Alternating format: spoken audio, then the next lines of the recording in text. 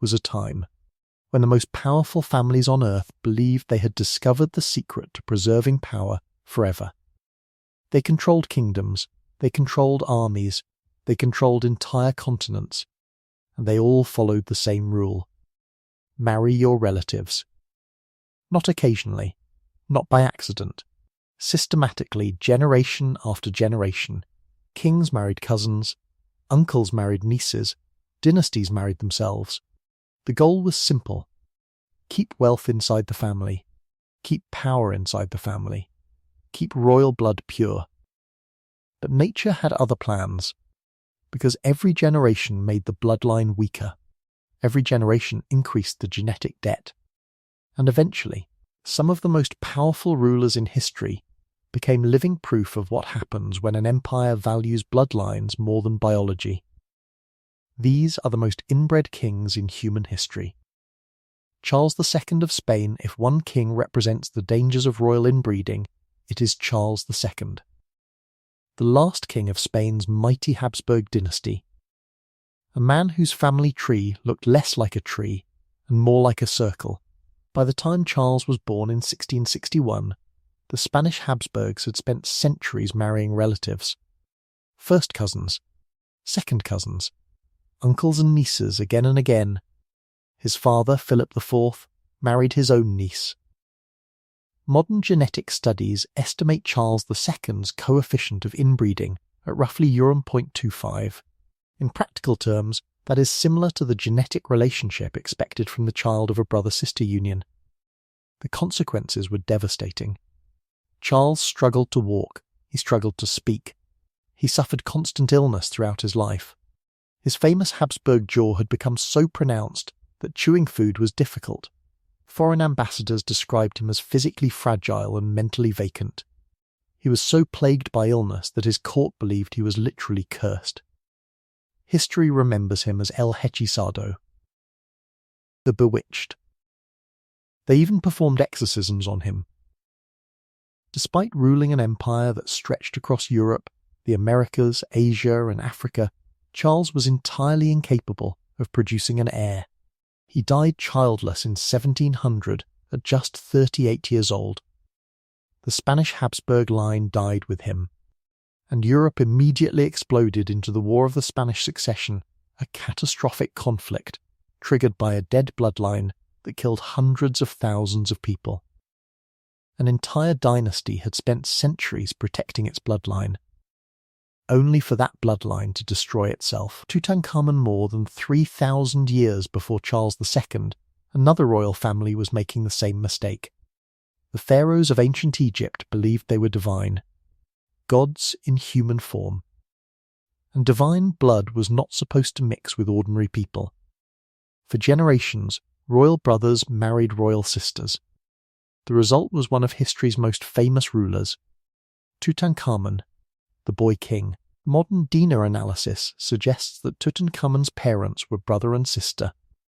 His body reveals the consequences. He suffered from skeletal abnormalities, a clubbed foot, bone disorders, and mobility problems severe enough that dozens of walking canes were buried alongside him. But the most revealing evidence came from inside his tomb. Tutankhamun married his own half-sister, attempting to continue the divine line. The result? 2 stillborn daughters found mummified inside his tomb. He died before reaching adulthood, and his direct royal lineage effectively ended with him. The dynasty did not fall to a foreign invader. It collapsed under the weight of its own DNA. Ptolemy IV and the dynasty that married itself. If you want to see a dynasty that turned incest into a political art form, look at the Ptolemies. The Greek rulers who inherited Egypt after Alexander the Great. For nearly 3 centuries, brother-sister marriage became normal. Not rare, not controversial. Expected, the goal was simple. Preserve power, preserve legitimacy, preserve the bloodline. Instead, they concentrated every genetic weakness generation after generation. Consider Ptolemy IV. His parents were cousins. He married his own sister, Arsinoe III.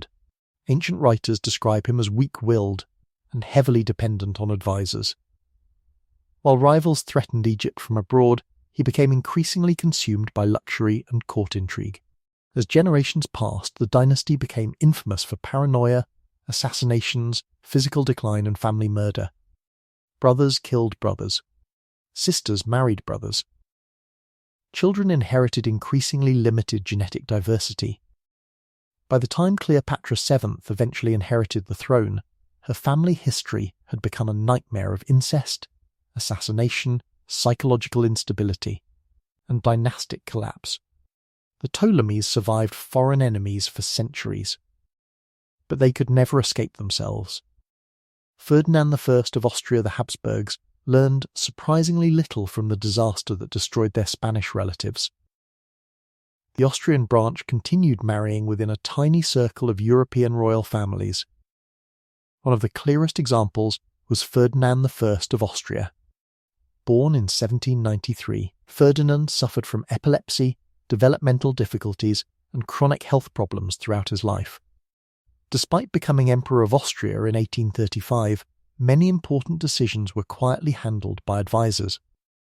A famous court anecdote claims that when informed apricot dumplings could not be made because the fruit was out of season, Ferdinand responded, "I am the emperor, and I want dumplings." Whether the story is entirely true or not, it survived because it reflected how many people viewed him, not as a dominant ruler, but as a fragile symbol sitting at the centre of a dynasty weakened by generations of intermarriage.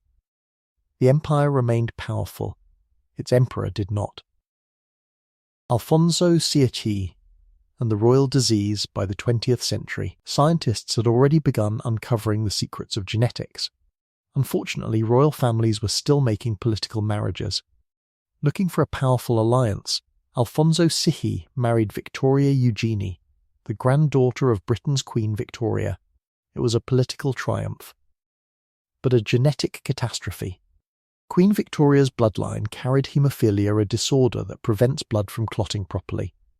Because it is an X-linked trait, royal women often carried it silently while their sons suffered the consequences. Alfonso's marriage imported this condition directly into the Spanish royal house.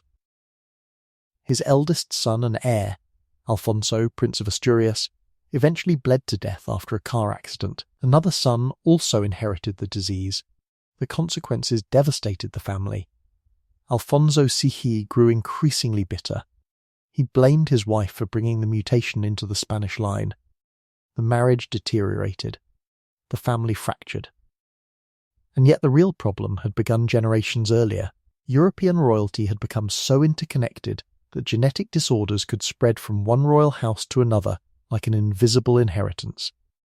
A crown could secure power, but it could not protect against DNA. Ivan V of Russia, not every example was as extreme as Charles II. Sometimes the warning signs were more subtle. Ivan V of Russia was technically a Tsar, but he spent most of his life overshadowed by his younger half-brother, Peter the Great. Born in 1666, Ivan suffered from serious health problems from an early age. Contemporary observers described him as physically weak, frequently ill, and partially blind. Although he officially ruled alongside Peter, few people believed he was capable of exercising meaningful authority. The Romanovs were not as heavily inbred as the Habsburgs, but like nearly every European royal family, they operated within a limited aristocratic marriage network. Over time, the same patterns repeated, power concentrated, bloodlines narrowed, and rulers increasingly inherited the risks created by generations before them. Ivan became another reminder that royal status did not guarantee royal health. The cost of royal blood. The strangest part of this story is that everyone could see the consequences. They were not hidden. They sat on thrones, appeared in royal portraits, led ceremonies, and represented entire nations. Foreign diplomats noticed. Court physicians noticed. Ordinary people noticed. Yet the practice continued. Why? Because rulers feared losing power more than they feared biology. Every marriage was a political calculation, a treaty, an alliance, a strategic move. The immediate rewards seemed obvious, the long-term consequences seemed distant, until they arrived. And when they arrived, they came in the form of sickly heirs, collapsed dynasties, succession crises, and empires weakened from within. The very families obsessed with preserving their bloodlines often destroyed them. Conclusion history remembers kings for their victories, their wars, their palaces, their empires. But sometimes the most important story is hidden inside their dina. The most powerful rulers on earth believed they could outsmart nature. For centuries they treated marriage as a political weapon, a way to preserve wealth, a way to protect dynasties, a way to keep royal blood pure. Instead, many created some of the most genetically vulnerable bloodlines in human history. And no ruler demonstrates that lesson better than Charles II of Spain. A king who inherited one of the largest empires on earth, but could not inherit a future. Because in the end, the greatest threat to some royal dynasties was never an invading army. It was their own family tree.